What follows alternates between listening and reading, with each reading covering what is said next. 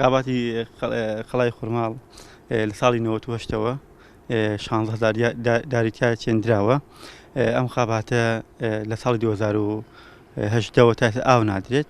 ئەوکو ئەوی بینی لە زوونی کامێرەکانی ئێوەوە تەواوەتی دارەکانی زۆرینەی وشک بووە بە احترافی بەرپرسانی پاوان و دارستانی خورماڵ 7000 داری وشک بووە. ئەمەش کارەساتە یعنی بەجددی بۆ ناحیەکەی ئێمە پێویستە بەرپرسانی حکوومەتی خۆجی خورماڵ کەم تەرخەم نەبن بەرامبەر بە دارستانی قەڵای خورماڵ.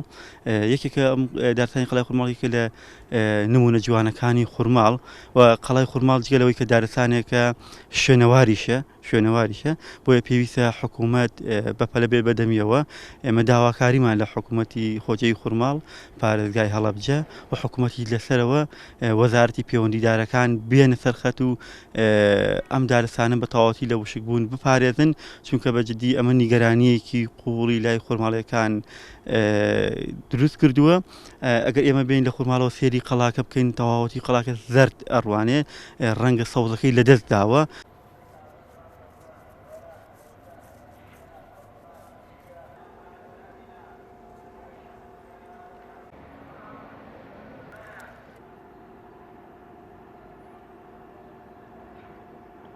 سەرەتای دروستکردنی دارستانی قەڵای خورماڵ دەگەڕێتەوە بۆ ساڵەکانی 1999 کاتێ ئێمە چەند برادەرێک بووین لە بەشی کوشتتوکاڵی خورماڵی ئەو کاتەی هەڵەبجەی شەهیدەوە گوازراینەوە بۆ ناحیەی خورماڵ. تەبان لە سەرەتا دەتوانم بڵێم ئەو کاتە بڵێن حکوومەتی ئەو کاتە لە خورماڵە وجودی نەبوو. ئێمەش وەکو هۆبەی بڵێنکێسا بڵێن بۆ بە هۆبەی دارستان و پاوەن هەڵساین بە دروستکردنی دارستانێک لە قەڵای خورماڵ. یەکەم بۆی کەوا ئەو دارستان بڵێن قەڵای خورماڵ خۆی شوێنەوارە وەکو خۆی بمێنێتەوە. دووهەم بۆی کەوا سروشتێکی جوان و سەوزایی ببەخشێ بە ناحیەی خورماڵ.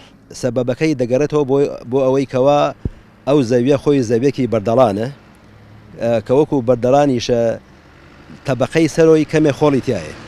کاتێک کە درەختێک تۆ ڕوێنیت ساڵ بە ساڵ ئەم درەختە بەرەو گەورەبوون ئەڕوا کە کاتێکیش کە گەورە بوو وردە و دە زیاتر پێویستی بە خۆراکە بێت. ئەم زەویە کە ئێستا حالیەن وەکو خۆتان لە راپۆرتەکەتا بڵێن تەماشاتان کردەوە بینیوتانە هەمووی بەردەڵانە. ئێمە کێشەمان بە هیچ شێوەی لە مەسەلەی تایسە نەبووە، بەڵام خەریکە وردە بڵێن کرێکارەکانمان بەرەو کەمبوونەوە دەڕۆن بەهۆی ئەوەی کەوا زۆریان خانشین کراون و کەمێکیش لەو کارماندانەی ئێمە بڵێن کۆشی دوایان کردووە. ئێستا حالیەن هۆبەی دارستان و پاوەنی خورماڵ بە کارمەندمان کە هەبێت بە خۆمەوە 9 نەفەرین. خۆی نەبوونی کرێکار ئەتوانم بڵم لە تا ساڵانی 2015 و 16 و تا بگرە حەڤەیش بڵێن گرفت نەبووە، بەڵام وردە گرفتەکان وردە و دەخەریکەنەوە لە هۆبەی دارستان و پاوانی خورماڵە، بەڵکو لە هەموو دارستانەکانی هەرێمی کوردستانە بڕێن دەرەکەوێت.